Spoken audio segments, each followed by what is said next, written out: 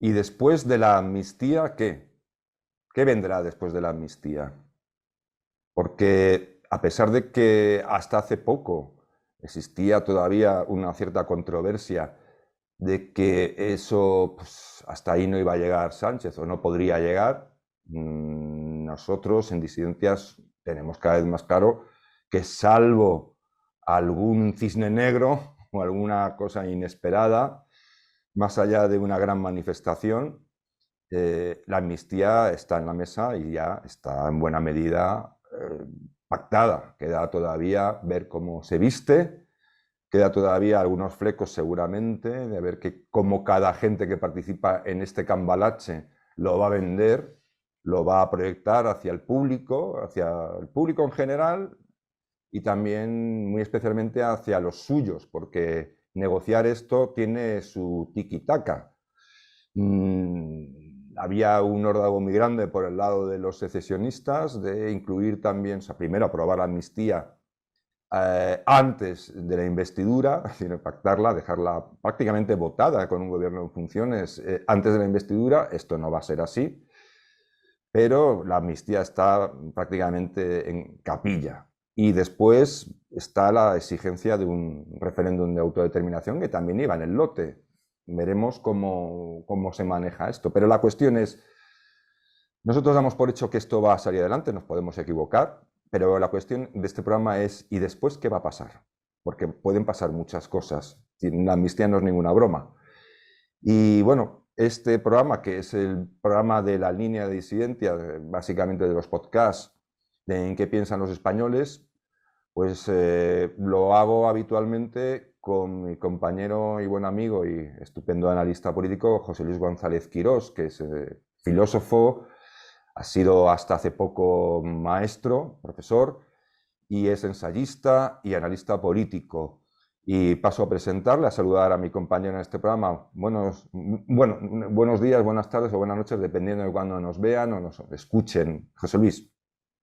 ¿Qué tal, Javier? Pues le repito el saludo. Muchas gracias a los que nos escuchan y a ver si acertamos, no con el futuro, que es imposible, pero sí con las razones importantes que pueden determinar el futuro en un sentido o en otro, ¿no?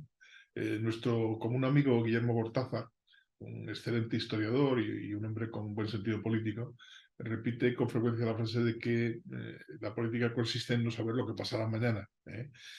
Si pensamos en el periódico de hace 2 días, pues esto es evidente, ¿no? De repente te despiertas con un titular muy grande que dice que jamás está bombardeando Israel y han cogido 500 prisioneros. Claro, eso es absolutamente imprevisible, o por lo menos lo suficientemente imprevisible como para que los servicios secretos israelíes parece que no se han enterado, ¿no? Entonces, no vamos a acertar seguro, pero lo que sí creo que podemos hacer bien, y espero que les guste a nuestros seguidores, es analizar las razones que hay detrás de cada caso.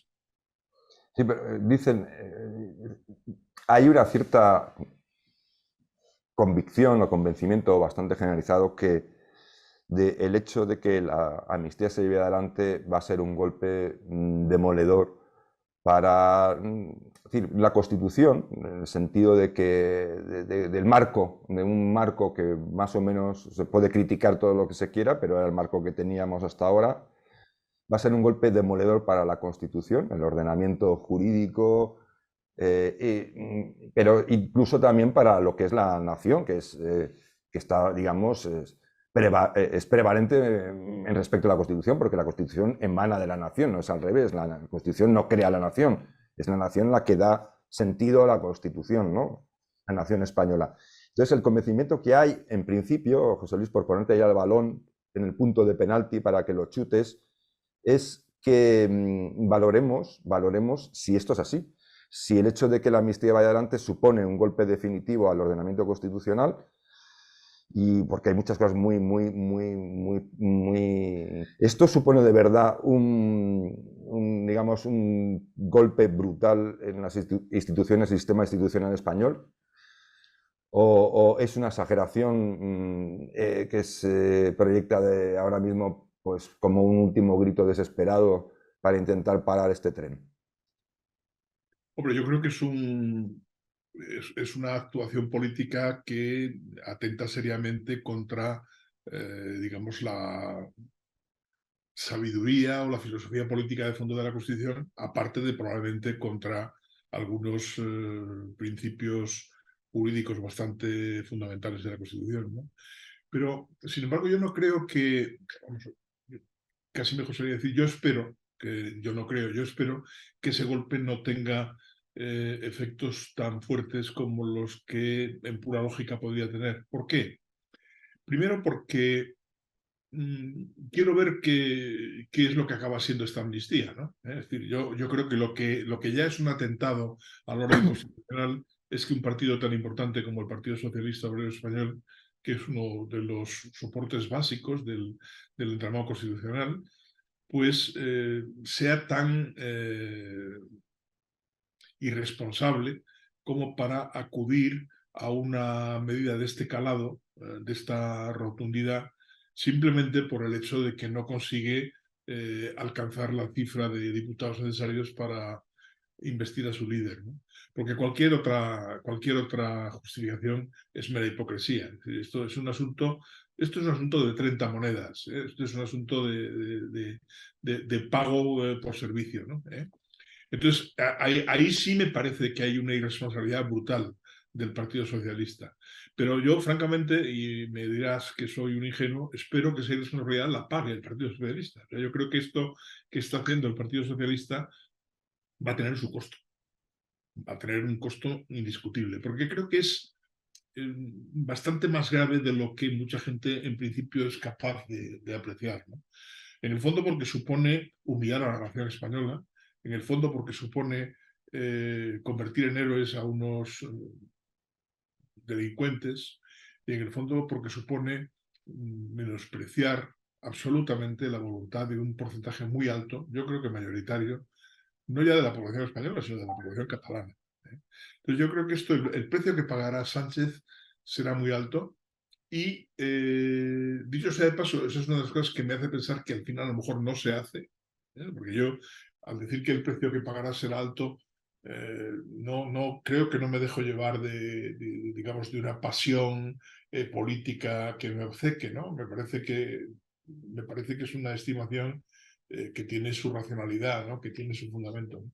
Y dicho, como te digo, esa es una de las cosas que me hace pensar que tal vez al final Sánchez no consume el asunto, o lo consume de una manera tal que le sirva meramente para, que lo creo que es lo que él está buscando, que le sirva meramente para engañar a los diputados de Junts o a Puigdemont, y que al final pues sea una chapuza, pero no exactamente una chapuza anticonstitucional, pero no una chapuza lo suficientemente potente como para derribar el muro, ¿no? Lo que es una amenaza seria para el muro es el hecho de que uno de los partidos fundamentales del sistema esté dispuesto a ponerlo en cuestión sencillamente por el interés egoísta del propio partido. Eso sí que me parece grave, más grave que que el propio proyecto de ley de amnistía, que como te digo habrá que verlo, ¿no?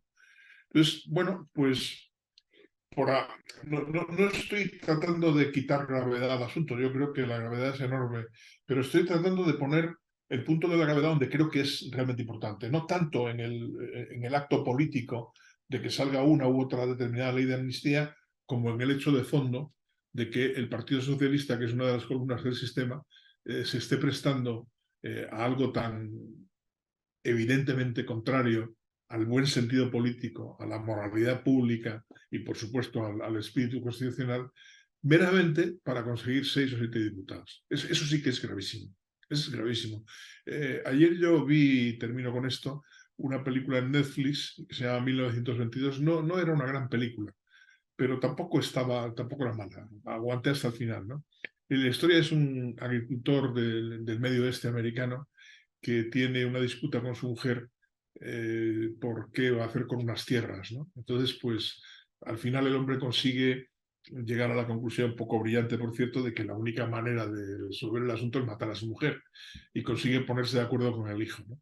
Bueno, pues, ¿qué quiero decir? El crimen que cometen es de tal magnitud que evidentemente arruina la vida de los protagonistas. La película consiste en eso, ¿no? Consiste en ver cómo matas, pero como el precio de ese crimen te arruina absolutamente la vida.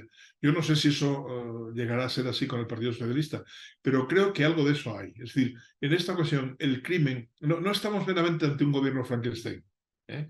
Estamos ante un gobierno criminal, un gobierno que está bordando lo penal a la hora de decir, tomo esta decisión porque me conviene y la revisto de la manera más hipócrita posible con grandes palabras como generosidad, redención, es decir, algo verdaderamente inaudito, ¿no? De la misma manera que este criminal que le mata a su mujer de la manera más chapucera posible, por cierto, pues reviste este acto absolutamente contrario, digamos, no a la Constitución, sino a la ley de Dios, de los mejores, el deseo de que la vida sea plácida, que el hijo herede una posesión y que todos podamos vivir tranquilos, porque la mujer, dicho sea de paso, parecía bastante insoportable, ¿no? Entonces yo creo que el crimen es lo suficientemente grave y políticamente grave, no tanto por una cuestión constitucional de una ley concreta, sino por lo que hay detrás, como para que el precio que haya de pagar en el futuro Sánchez y los que están con él sea muy alto.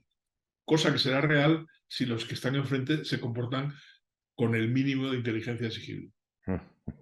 Ay, amigo, lo que acabas de decir. Claro, es que esa es la otra parte de esta historia.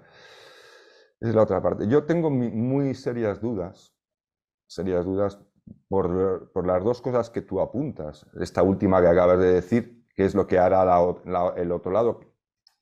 El otro lado es decir que el otro lado se supone que debe representar esa negativa mayoritaria a que se hagan determinadas cosas, no porque realmente no represente, sino que debería acertar a representarlo correctamente, ¿no? Igual que debería acertar a representar una alternativa con respecto a lo que es este gobierno Frankenstein, que todavía no ha acertado, por lo visto, a conseguirlo. Entonces, ahí tengo dudas. Tengo muchas dudas. Tengo, por un lado, también la duda de que la manifestación del otro día, que sí que puede ser muy espectacular y demás, vaya a suponer algún cambio, ni esta ni otras como esta. Yo tengo la triste experiencia, igual algunos no se acuerdan, de cuando Zapatero se echó al monte, cuando ya llevó el Partido Socialista, lo echó al monte, aunque ya había indicios de que el Partido Socialista no había perdido, lleva todavía pegados los pelos de la dehesa, ¿no? Con Felipe González todavía, lo echó al monte y con aquello bueno, blanquear a ETA, es decir, ni más ni menos para ponerse el galón de que él era el que había llevado la paz al País Vasco, ¿no? La pacificación y la eliminación definitiva del terrorismo, ¿no? Hizo una serie de traiciones, por así decirlo, bueno, pues a la sociedad española muy fuertes, y quienes debían catalizar ese rechazo a esas políticas, a ese blanqueamiento que le convenía en ese momento a Zapatero, al Partido Socialista, pues salimos a manifestarnos y en ocasiones hubo una multitud muy numerosa en la calle y no sirvió de nada. Estamos como estamos, nos manifestamos mucho, con mucha fuerza, con mucha intensidad y no sirvió absolutamente de nada. ¿Por qué? Porque al final todo al final, nos guste o no, discurre a través de la política ordinaria.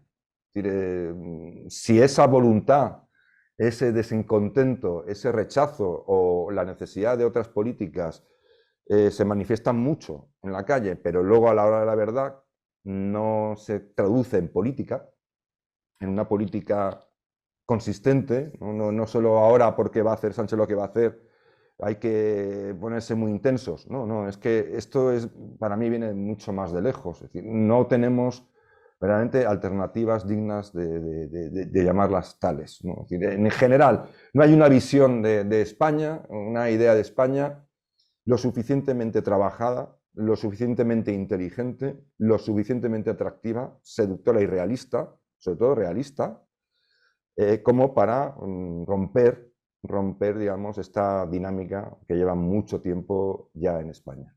Es decir, no para ponerle coto, ¿no? Para cambiar el juego. Eso no lo veo. Y no lo veo, desde luego, por el Partido Popular, que decir tiene, porque es un partido que la política y el Partido Popular, la política con mayúsculas y el Partido Popular son incompatibles por algún misterio que se me escapa, es un partido casi que pretende tener un corte puramente burocrático, casi o aspiracionalmente tecnocrático, cuando en realidad es que ni siquiera son verdaderos tecnócratas, porque cada vez están peor asesorados y cada vez te entienden menos de lo que de los problemas españoles, parecen entenderlos cada vez peor o no se enteran. Y luego por parte de Vox, porque bueno, pues sí, es el único quizá que tiene una idea más o menos aquilatada de una visión nacional, pero que esa visión nacional, por H o por H o por B, no voy a entrar a discutirlo ahora, no tengo ganas, no termina tampoco de sumar, de forma progresiva más partidarios o más españoles convencidos de que ellos, lo que proponen ellos es una verdadera alternativa o es la alternativa que la gente cree que puede ser necesaria.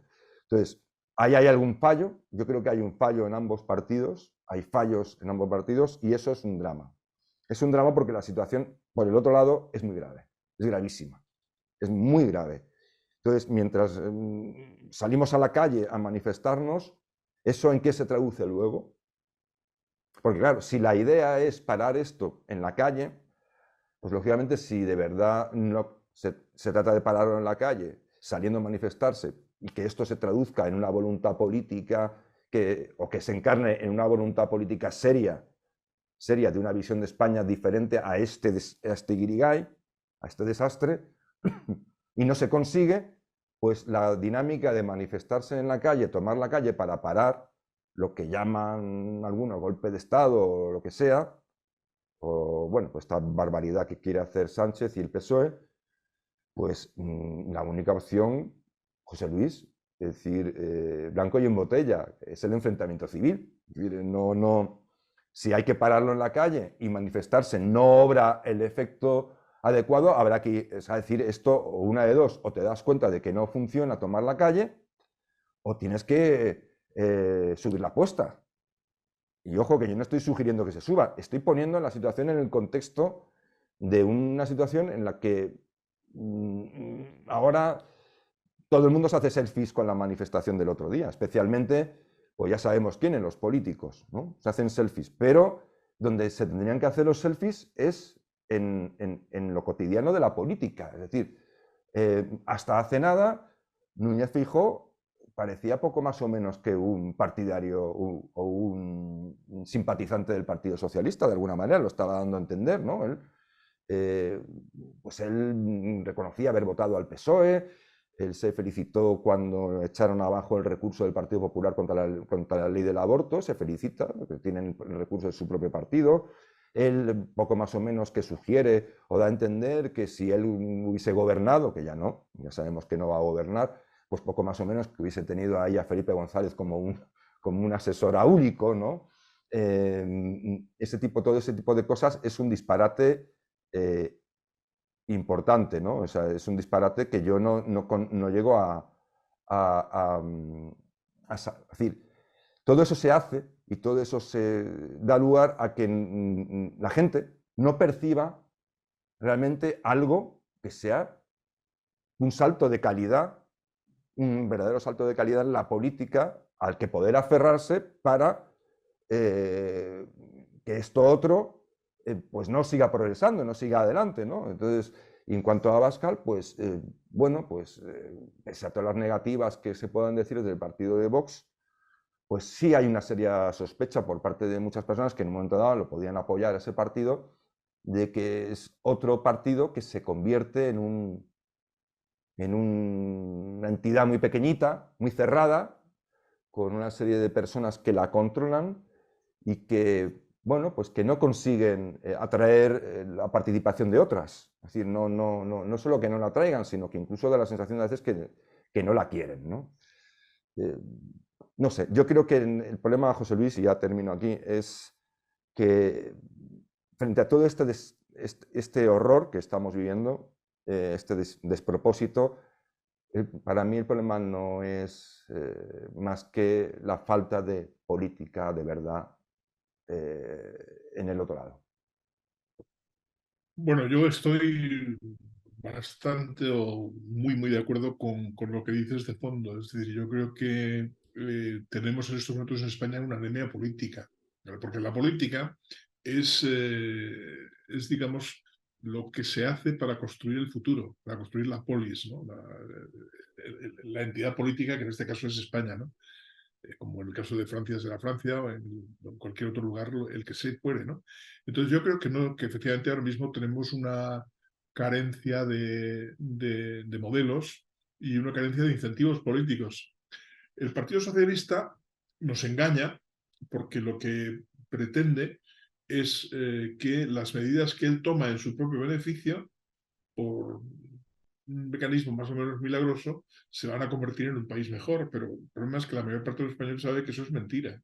Es decir, concretamente en el caso de la amnistía, no creo que llegue ni a un 10% el número de españoles que piensen que realmente esa amnistía, si se llega a producir, va a convertir a los independentistas partidarios de la toma unilateral de la independencia en gente dispuesta a respetar la ley. No creo que haya, vamos, ya digo, ni un 10% de la población, ¿no? Por tanto, digamos, se nos está prometiendo un futuro mágico, maravilloso, ¿no? Pero con unas medidas que no llevan a ese futuro, o sea, que no guardan ninguna congruencia con ese futuro, ¿no? Pero bien, por lo menos el Partido Socialista tiene como mínimo el arte de presentar sus medidas como formando parte de un proyecto. Es decir, yo me acuerdo que alguna vez que discutía días atrás con algún amigo del PP que decía, no, es que esto no puede ser, un poco lo que yo decía antes también, ¿no? Porque Sánchez no... Y digo, bueno, sí, Sánchez no tiene lo que tú dices, no tiene, y lo que estoy diciendo yo ahora, no tiene otro medio que mantenerse ahí y tal, pero claro, el discurso de Sánchez no es ese. El discurso de Sánchez es: yo quiero un país pacificado, quiero acabar con el conflicto territorial más fuerte, quiero ser generoso, quiero un país en que quemamos todos. Lo que sabemos es que eso no es verdad, pero él por lo menos tiene ese discurso. Y yo creo que es un discurso falso, pero es un discurso. En cambio, el Partido Popular no tiene otro discurso, digamos, que es un discurso importante, que el de las reglas de juego. Pero claro, las reglas del juego sirven cuando se juega. Si no juegas, o sea, las reglas del fútbol son estupendas. Luego todos sabemos que en la práctica son muy discutibles. No te digo nada que se arma sobre si una cosa es fuera de juego o no. Pero claro, lo importante es que las reglas del juego favorezcan el juego. Entonces, ¿a qué juega el Partido Popular? No basta simplemente con defender las reglas del juego, que es lo que está haciendo ahora, o con defender una regla de juego implícita, que es la que siempre defiende, que es la de la alternancia. Me toca a mí ahora. El Partido Popular no tiene en estos momentos un proyecto claro para España.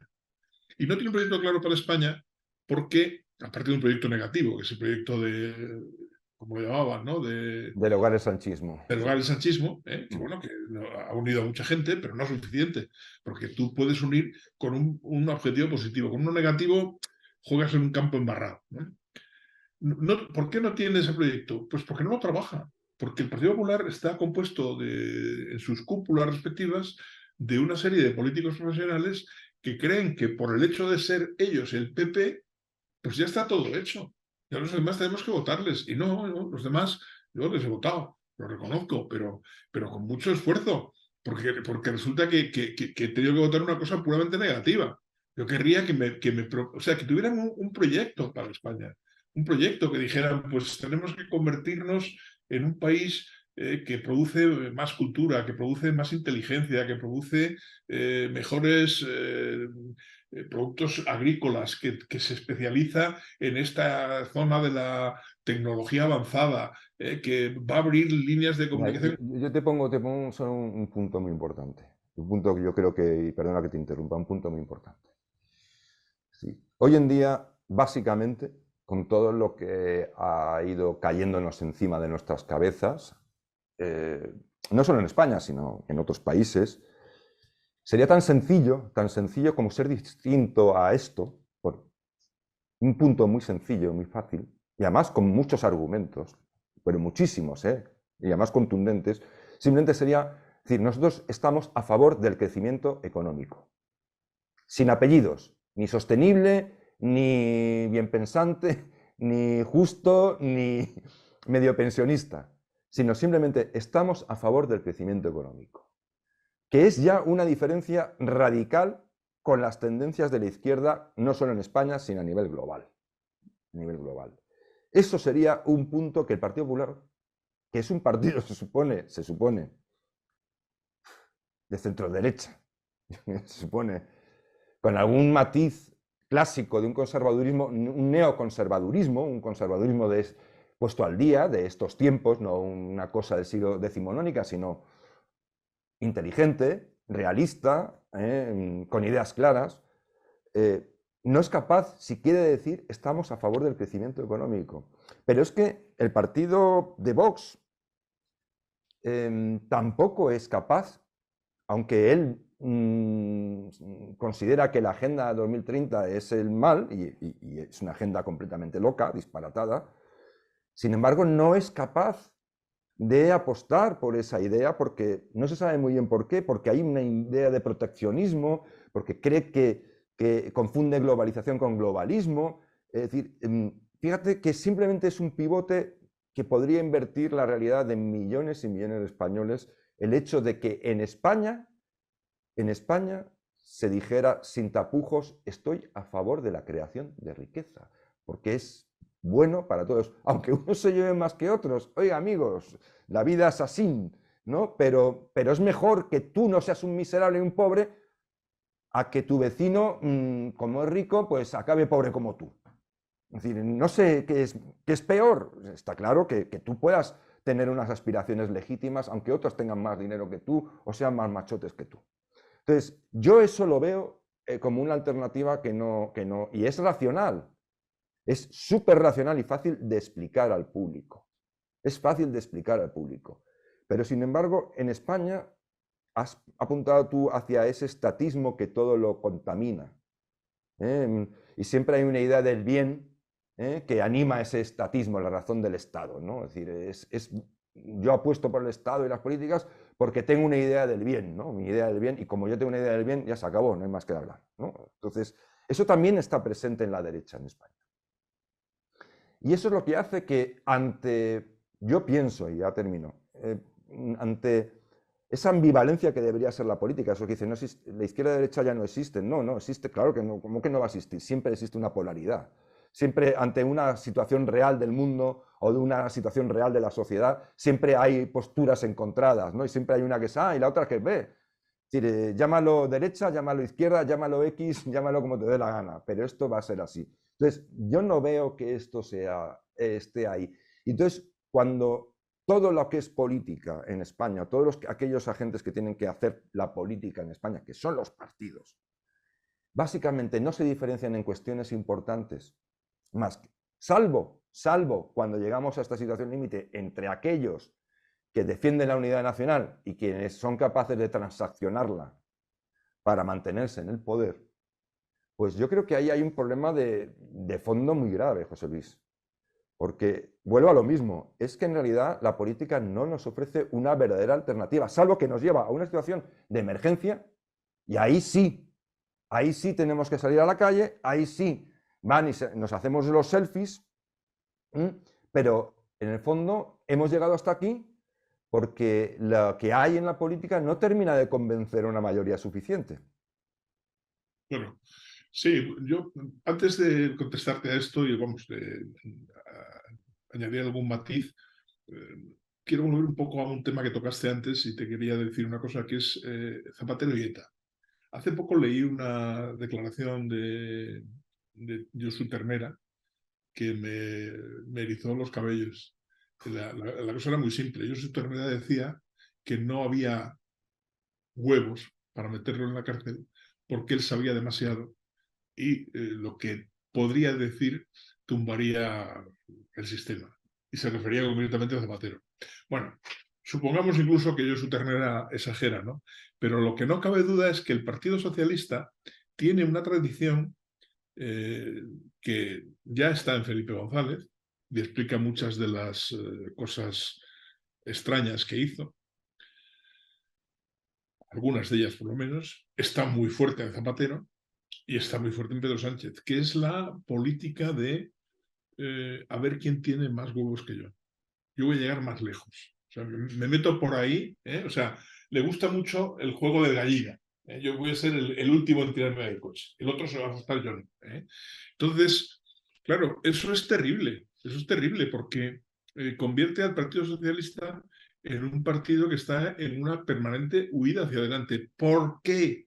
Porque el Partido Socialista tampoco tiene nada que decir en el terreno del crecimiento económico y en el terreno del bienestar real de la sociedad. Del Entonces, real, tiene que del intentar real, del real, del no de las real, buenas claro. Entonces, intenciones y las palabras. exacto, es decir, la izquierda, digamos, se ha sentido Amigo. derrotada por la escuadra, por eso tan horrible que llaman el capitalismo, que ha hecho pues, que la gente viva mejor y, bueno, por supuesto tiene muchos problemas, sin duda ninguna, muchas injusticias, muchas iniquidades y muchas mentiras, pero en conjunto, pues claro, los que hemos vivido, yo que ya tengo muchos años y me acuerdo de cómo era la España de los finales de los 50 y tal, claro, es que no tiene nada que ver. O sea, la apertura económica de España al mundo capitalista se ha traducido en una mejora espectacular del bienestar real de los españoles, ¿eh? Y de la riqueza real de los españoles, ¿eh?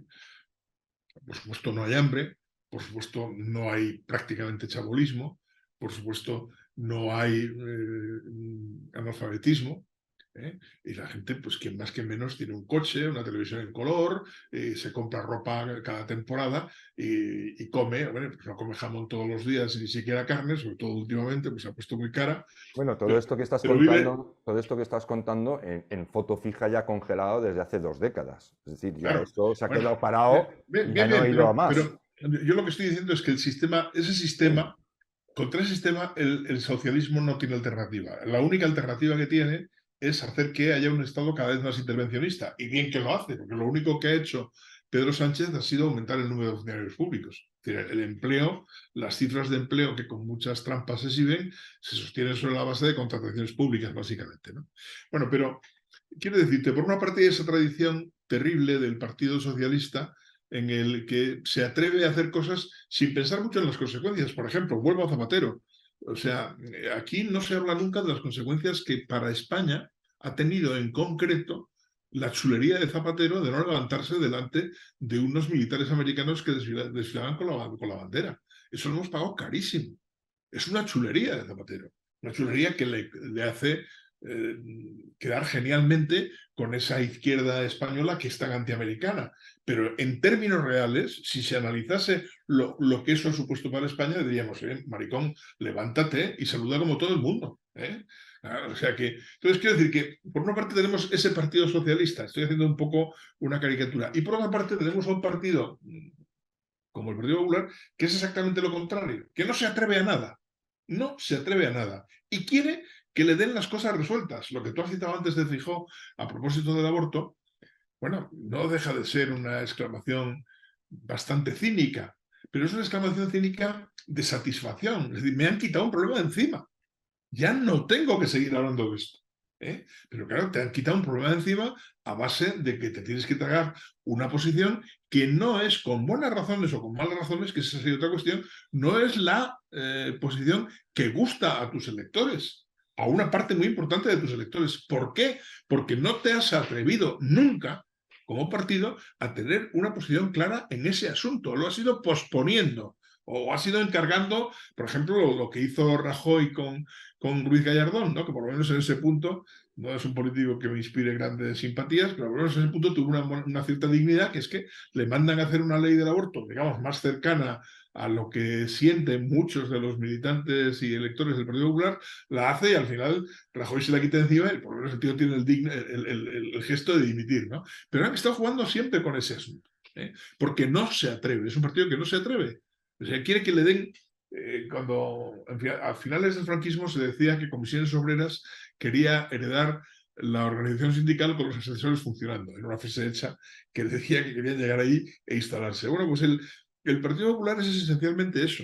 Quiere heredar el Estado con los asesores funcionando. No quiere problemas políticos. Por tanto, es un partido que no tiene proyecto. Al final no tiene proyecto. Tiene un proyecto que clásicamente se ha declarado como el proyecto de la mayoría natural, una utópica mayoría natural de la que habló Fraga y que ya a estas alturas podríamos decir, mire usted, eso no existe ni en pintura, eso es más falso que las historias de Blancanieves, es decir, es un cuento para niños, ¿no? Entonces, claro, ahí estamos en una situación que es muy peculiar, porque no tenemos por una parte a un partido bastante aventurero, que es el Partido Socialista, y por otra parte a un partido pues muy inmovilista, en el peor de los sentidos. Es decir, simplemente que quiere que no pase nada. O sea, entonces, claro, ¿cuál es la única política que se le ocurre a ese partido? Pues la de la oposición frente al aventurero. Pero claro, el aventurero tiene la ventaja de que le promete a la gente que se van a arreglar cosas. Luego no se arregla, porque no se ha arreglado nada. Pero bueno, por lo menos tiene ese tirón. Mientras que el partido conformista, pues es un partido que, bueno, pues que si aspira a vivir del cabreo, pues lo tiene crudo, porque es muy difícil que se repita, incluso si, volviendo al tema inicial de nuestra charla, si la amnistía sale y Sánchez se convierte de nuevo en el presidente del gobierno y todo eso, es muy difícil que el cabreo que traíamos hasta las elecciones últimas se aumente. Ya se ocupará Sánchez de capear el temporal y de hacer, yo qué sé lo que hará de todo, porque bueno, pues se ha demostrado ser un oportunista y un artista de la pista, ¿no? O sea, empezará a mover platos con los pies y con las manos, ¿no? Entonces, ¿y por qué le pasa eso? Y termino al Partido Popular. Pues le pasa porque no es un Partido Popular, porque es un partido de unas élites que se autoproclaman los herederos de nuestro voto. No es un partido que cumpla la función constitucional, que es hacer que los españoles, que somos conservadores, liberales, cristianos, suavemente funcionariales, ese amplísimo grupo diverso de españoles que votan convencionalmente centro y derecha, que se sientan de verdad representados, que sientan que pintan algo para ese partido. Y como eso no se da, pues el partido se esteriliza. Se esteriliza en luchas internas, se convierte en un partido regionalizado, es un partido que ha funcionado muy bien en Galicia, que a lo mejor acaba funcionando bien en Andalucía, que parece funcionar bien en Madrid, pero no tiene un proyecto nacional. El punto más doloroso para el Partido Popular, y yo lo señalaba hace unos días en un artículo en El Español, es que no tiene un proyecto nacional porque no está presente en serio ni en Cataluña ni en el País Vasco. Claro, entonces es que eso es un desastre.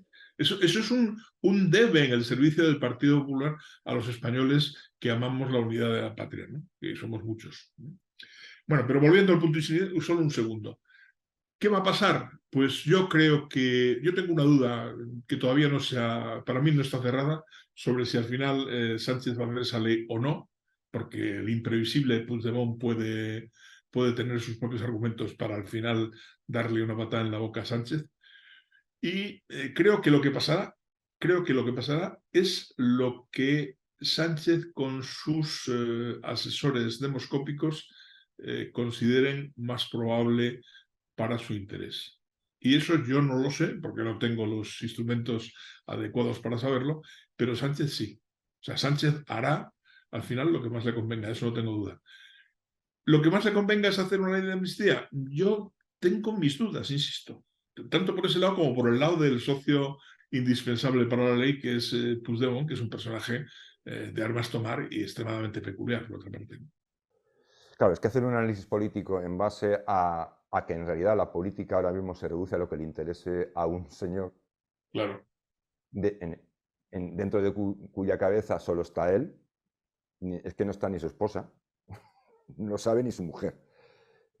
Pues es ya empezar mal, porque eso es uno de los signos que demuestran hasta qué punto el modelo político español se ha convertido en la nada. En realidad en la nada, porque al final ni siquiera nada, ninguna ley, ni constitución, ni lógica política, ni análisis político sirve de nada y tiene algún tipo de capacidad, digamos, de que podamos augurar lo que puede pasar dentro de unos márgenes, si todo se reduce a lo que le interesa a un señor.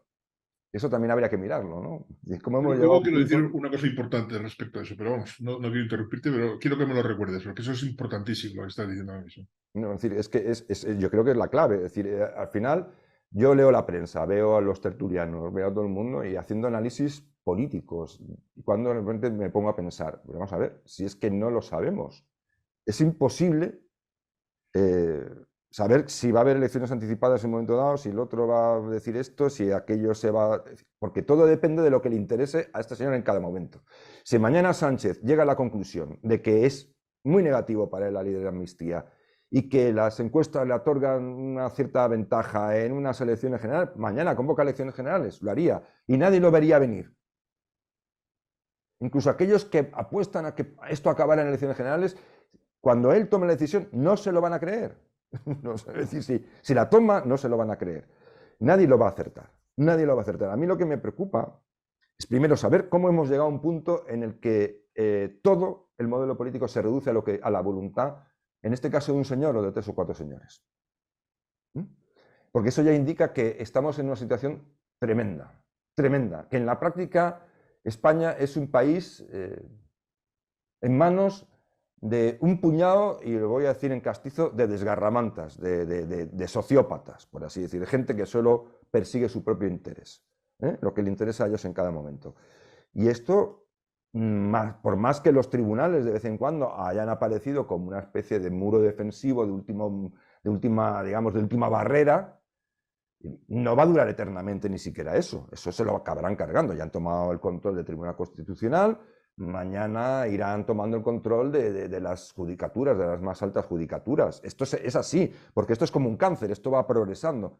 Es decir, a mí lo que me llama la atención es que hemos llegado a un punto en el que una cosa que se llama la Moncloa pueda tener tantísimo poder, otorgar tantísimo poder a una persona. Y capacidad suficiente como para pastelear absolutamente con todo en su propio beneficio. Y ante eso no hay análisis político que sirva. Es decir, no hay análisis político que nos pueda decir qué va a hacer, con un mínimo de probabilidad. O sea, tirar una moneda al aire, el 50% saldrá cara o cruz. Eso sí lo podemos hacer, ¿vale? Pero más allá de allí, no. A mí lo que me preocupa, por encima de eso, además, como a colación de esto, es que si esto sirve para otorgar una amnistía, que ni es amnistía ni es nada, porque la amnistía tiene una serie de requerimientos que aquí no se dan ni de lejos. Por lo pronto, un consenso mayoritario, o sea, inmensamente mayoritario de todos los agentes políticos, y porque sobre todo sería una medida de gracia. No lo contrario, un reconocimiento de culpa. Oh, pobrecitos, los tratamos mal, entonces ahora tenemos que amnistiarlos. O sea, el delincuente se convierte en víctima. Eso es una aberración. Pero a mí lo que me preocupa es que si este poder tan salvaje que puede llegar a tener un solo personaje en el modelo político español sirve para hacer cosas como esta amnistía, que es un disparate, ¿qué es lo que puede venir después? Puede venir cualquier cosa, José Luis. Cualquier cosa. Mientras nos vayan poco a poco amoldando, acostumbrando a que lo peor al final no es tan malo y al final no pasa nada, que es lo que se ha instaurado en cierta forma en muchos votantes. Total, con tal de que no vienen estos, votar estos tampoco es tan importante, tan grave lo que va a pasar, ¿no? Hemos llegado a un punto de normalización del disparate. Entonces, bueno, pues a mí eso es lo que me provoca preocupación, pero siempre lo digo porque creo que el enfrentamiento civil es difícil en España porque la edad media de la población pues, es mucho mayor que hace 30 o 40 años.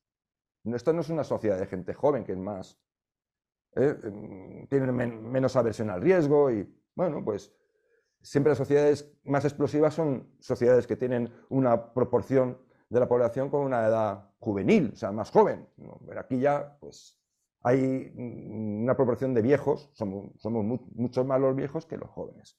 Entonces, somos más conservadores y tragamos con muchas cosas, porque tenemos mucho más que perder, o creemos que tenemos más que perder. Igual nos equivocamos. Y eso es lo que me preocupa, José Luis. Me preocupa que está saltando poco a poco todo por los aires. Cuando hablábamos al principio de si la amnistía es un atentado grave a la Constitución, ¿no? Yo lo que tengo que decir es que me gustaría matizarlo todo lo más posible, pero que hay una deriva del proceso político español ya desde 1977, si me apuras, que desmiente en buena medida, digamos, los fundamentos filosóficos y políticos y constitucionales del sistema que queríamos construir y hemos construido, de hecho. O sea, nosotros estamos teóricamente en una monarquía parlamentaria. Bueno, pues miren ustedes, aquí el Parlamento no existe. El Parlamento es mentira. El Parlamento es una ficción. El Parlamento son unos señores sentados en unos bancos cobrando unos sueldos estupendos y teniendo unos IPAD magníficos y además ahora, a partir de ahora, teniendo un asistente, que a la hora de la verdad no hacen nada, no tienen ninguna iniciativa, porque no pueden tenerla, porque el propio Parlamento se ha encargado de impedir que el Parlamento funcione y que asuma sus funciones constitucionales. El ejemplo más claro es la designación por parte del Parlamento de los miembros de los tribunales constitucionales y del Consejo General del Poder Judicial. El Parlamento ha dejado eso en manos de la Moncloa y de Génova, o en manos de la Moncloa y de Ferraz. Claro, eso es una dejación absolutamente inconstitucional. Pero claro, ¿por qué pasa eso? Porque los diputados, la Constitución dice, no me acuerdo en qué artículo, que los diputados no están sujetos a mandato imperativo. Con eso se refiere a que, A que digamos, pueden votar en el diputado, conciencia, sí, sí, sí. eso es, el diputado puede hacer cosas que puedan no ser aquello que se supone que le han encomendado sus electores. Vale. Pero es que hay un mandato imperativo al que sí están sometidos los diputados, que es el mandato imperativo de su partido. Es decir, todo el mundo sabe que antes de una votación, ¿qué votos va a haber? No hay la menor inquietud. Es decir, o sea, la votación es realmente, la mayor parte de las veces, un acto meramente ritual. Porque todo el mundo sabe que los diputados del Partido Socialista van a votar como un solo hombre lo que diga Pedro Sánchez. El jefe, sí, claro. Y al revés. Entonces, claro, eso es una deformación del modelo constitucional. Pero quizá incluso más grave que esa, que lo es y mucho, y es una deformación en la que hemos ido incurriendo paso a paso. ¿eh? Claro, tú eres joven y no sé si te acordarás, más joven que yo, Gracias. desde luego, pero los jóvenes que nos escuchen seguro que no. Pero vamos a ver, en la época de UCD, de UCD habría mucho que hablar. Y yo, si Dios me da salud, espero escribir con cierta calma sobre este asunto. En la época de UCD, el grupo parlamentario no era así. El grupo parlamentario no era una balsa de aceite en que hacía lo que a Suárez se le ocurría. No, ni muchísimo menos. Los diputados tenían una autonomía. Y, hombre, en general votaban con su grupo, pero, por ejemplo, la elección del portavoz parlamentario fue para Suárez un martirio, porque en varias ocasiones salió como portavoz parlamentario, es decir, el que controla el día a día del Parlamento, alguien que Suárez no quería. Porque ahora no, ahora vamos, o sea, el señor Feijóo dice, está a punto de decir quién va a ser el portavoz parlamentario, pero bueno, ¿esto qué es? O sea, ¿cómo es que el presidente del partido es presidente del partido, pero no es presidente o sea, no es el presidente del Congreso de los Diputados ni el presidente del grupo parlamentario, debería ser otro? Bueno, pero digo que más grave todavía que eso es el hecho de que la figura del presidente del gobierno se haya ido reforzando, de hecho, de una manera absolutamente impresionante. Ya está muy reforzada, de hecho, en la Constitución. Tú fíjate, por ejemplo, que no se le puede destituir más que mediante un voto de censura constructivo, lo cual implica, efectivamente, bueno, en el caso que ahora tenemos delante, si Sánchez consigue ser investido con el Parlamento actual, no lo echa ni Dios, y con perdón por la pequeña blasfemia. No, es imposible que se le eche, porque no se va a dar nunca que Junts, el PNV y tal se junten con el PP, eso es imposible. Por tanto, resulta que es un presidente que, sin ser elegido directamente por el público, por los electores, porque es elegido por el Parlamento, pero no puede ser destituido por el Parlamento en la práctica. Es decir, que el Parlamento queda de hecho, privado de una de sus funciones, que es la de investir.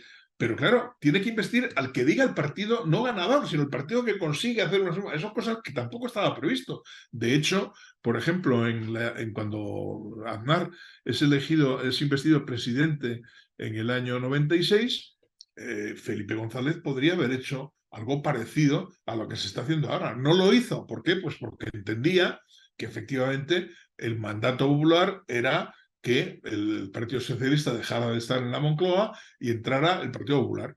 Y ahí pues, se portó bien. Pero claro, ahora Sánchez no ha entendido eso, ha entendido qué narices. Yo estoy aquí, tengo menos votos que este otro, pero voy a trapichear y hacer lo que sea para tal. Y entonces ha convertido al Parlamento en un órgano que no funciona porque no está haciendo nada. Lo único que está haciendo es esperar meses y meses a que un candidato arracime con negociaciones discretas. La discreción, hay que ser discreto. Oiga, pero usted me está representando a mí, dígame lo que está haciendo. O sea, ¿Qué, pero qué ¿cómo es esto? negocias, Dice, amigo? dice, Sánchez es muy hábil, dice, cuando tengamos un acuerdo ya se lo contaremos. Es Faltaría más. O alucinante. sea que el acuerdo no nos lo Pero es que cuenten. eso, hasta eso, José Luis, ya hemos asumido como que es así. No es así. Es así, Claro, claro, lo ha hecho así la mala práctica. Es decir, no se trata solo claro, de... pero es que las ese es el problema. constituciones pueden ser perfectas y la nuestra no lo es. Pero si luego el comportamiento de las fuerzas políticas, las tradiciones de comportamiento y las fórmulas de funcionamiento no son acordes al espíritu que inicialmente tenía la Constitución, estamos perdidos. Y es lo que está pasando. Es decir, el Parlamento está prácticamente tomado por la cúpula de los partidos, que a su vez, y esto es importantísimo, no tiene nada de democrática. Los partidos pueden hacer burlas y capirotes con la democracia interna, hacen lo que les sale de las narices. El partido es un poder que una vez que se toma, el que está allá arriba hace lo que sea. ¿Dónde está el Partido Socialista? ¿Dónde hay un órgano en el que se discutan, con la cantidad de socialistas que ahora mismo discrepan de la política de Sánchez, dónde existe un órgano del Partido Socialista en el que eso se discuta? No existe en ninguna parte. Y el Partido Popular lo mismo. Yo he dicho muchas veces, y perdonad que me repita los oyentes, esa frase genial de Pemán, de José María Pemán, un escritor monárquico de la época anterior, de la época franquista, que describía con mucha sorna al Consejo Nacional del Movimiento, que era un órgano que se había inventado Franco para dar la sensación de que su poder también tenía instituciones, y el Consejo Nacional del Movimiento era un órgano que, en teoría, tenía la función de aconsejar al jefe nacional del movimiento, es decir, al jefe del Estado, es decir, a Franco, ¿no? Y Pemán, con mucha sorna, decía que ese órgano se limitaba a escuchar una vez al año un discurso del aconsejado. Bueno, pues estos son nuestros partidos. Es decir, cuando tú ves a la junta directiva del Partido Popular, para empezar son ciento y la madre. Y están todos ahí quietos y callados, escuchando lo que tiene que decirles Feijóo. Pero ¿qué junta directiva? Esto es una broma, hombre, esto es una broma, esto no es un partido, es otra cosa. Entonces, el problema que tenemos aquí es que tenemos partidos que son otra cosa, que no son partidos Es que que de ese es el verdad... problema. Y eso sí que es un atentado también a la Constitución, pero la Constitución lo dice de manera muy clara. Los partidos tienen que ser cauces de participación, no lo son. Tienen que tener democracia interna, no la tienen. Y ese cáncer ha conducido a que el Parlamento haya sido tomado por los partidos y todo eso en su conjunto ha hecho que la voluntad del presidente del partido, y especialmente cuando llega a ser presidente del gobierno, sea omnímoda, no tenga límites, puede hacer lo que quiera, como está haciendo Sánchez cada mañana y cada tarde. Claro, eso es una deformación del sistema de la monarquía parlamentaria. Y es una deformación que se ha ido eh, acrecentando, que se ha ido consolidando, que ya parece no escandalizar a nadie, pero que bueno, si vamos a hacer, que habrá que hacerlo, una reforma de la Constitución, habría que hacerla en un sentido de abrir un poco eso, es decir, de que los diputados puedan realmente tener alguna opinión política y puedan tener alguna capacidad y que los partidos efectivamente sean lo que el modelo teóricamente dice y no Pues para, simplemente unas plataformas en donde manda un señor y punto, ¿no? para ir Y luego eso concluyendo. tampoco es verdad, porque fíjate, cuando ha habido en España un enfrentamiento importante entre un presidente de partido y un presidente de autonomía, y todo el mundo sabe a quién me estoy refiriendo, ¿quién ha ganado? El presidente de la autonomía. ¿Por qué? Porque tiene poder real, tiene poder de dinero, tiene poder de funcionarios, tiene un poder importante. Mientras que el presidente del partido, si no es presidente del gobierno, tiene un poder, digamos, simbólico. No es el poder real. Entonces, claro, todo eso ha llevado a una forma del sistema español que es muy poco agradable, que es un sistema, como tú dices, controlado por 3 o 4 personas a lo sumo, en realidad por uno. Sí, pues para concluir ya, porque estamos en el minuto 54, creo, aproximadamente. Yo, con todo esto que acabas de decirnos, pues más o menos vamos a la conclusión de que cualquier cosa puede suceder, y si no suceden Claro. más cosas, y si no suceden cosas más graves será porque, bueno, pues que tampoco los españoles estamos muy por la labor de que suceda, y eso es lo que ahora mismo puede marcar un punto de contención, Sí, que algunos ven negativo porque consideran que la situación es lo suficientemente grave para que ese punto de contención pues deje de ser un punto de contención. Yo no lo sé, yo no soy futurólogo, no, y tampoco, pero lo que es evidente es que tenemos un problema. Y el problema para mí es que cualquier cosa puede suceder porque en realidad todo lo que vemos de una manifestación, todo lo que vemos de una señal de alarmante peligro, de una amnistía que nunca debería estar sobre una mesa. Y todo lo que puede venir detrás de esa amnistía, que incluso un referéndum de autodeterminación, donde curiosamente la inmensa mayoría de los españoles no podrá participar, pero bueno, sobre todo me preocupa muchísimo ese vacío de la política que hay enorme. Ese vacío, porque hay un salto enorme entre la inquietud de muchísimos españoles y luego donde esa inquietud debe estar de verdad representada. Debe convertirse en algo real, en algo que a través de la política se sustancie, se convierta en una alternativa, en un contrapeso. Habrá alguien que se enfadará y me dirá, solo queda Vox, ¿no? Que es una coletilla que hay, y lo que voy a decir seguro que dirá, ¡ah! Ya no quiero seguirte, Venegas, porque has criticado a Vox. Entonces, no, es muy típico, ¿no? Pero hay que decirlo, es decir, solo queda Vox, no, solo queda la política, en todo caso, con mayúsculas, y la esperanza de que realmente alguien la haga de forma atinada, Para mí es lo único que queda. Esa es la esperanza. Por lo demás, ahora mismo soy de la opinión de que de seguir esto así, no digo que vaya a haber una guerra civil, no, yo no digo eso. Es casi peor, porque vemos otros ejemplos de otros países donde han entrado en esta dinámica, y esa dinámica de deterioro nunca acaba. Y lo único que compruebas es cómo la gente, la capacidad de sufrimiento del público tiene que alcanzar cotas que te parecían increíbles y se alcanzan. Y sigue el decaimiento y sigue el malestar prosperando en esa sociedad hasta puntos que son inimaginables. Es decir, esto no va a terminar con un gran estallido final, muy de Hollywood. No, esto lo que nos va a abocar para mí es a un decaimiento con un sufrimiento creciendo durante un año tras otro. Y eso solo se para cuando de verdad los agentes políticos son agentes políticos, no esta filfa que tenemos, José Luis. Para concluir, si quieres decir algo, un par de minutos. No, yo creo que ahora mismo una cosa que frena todo eso, tú has aludido a un factor, digamos, de carácter edad, ¿no? Demográfico.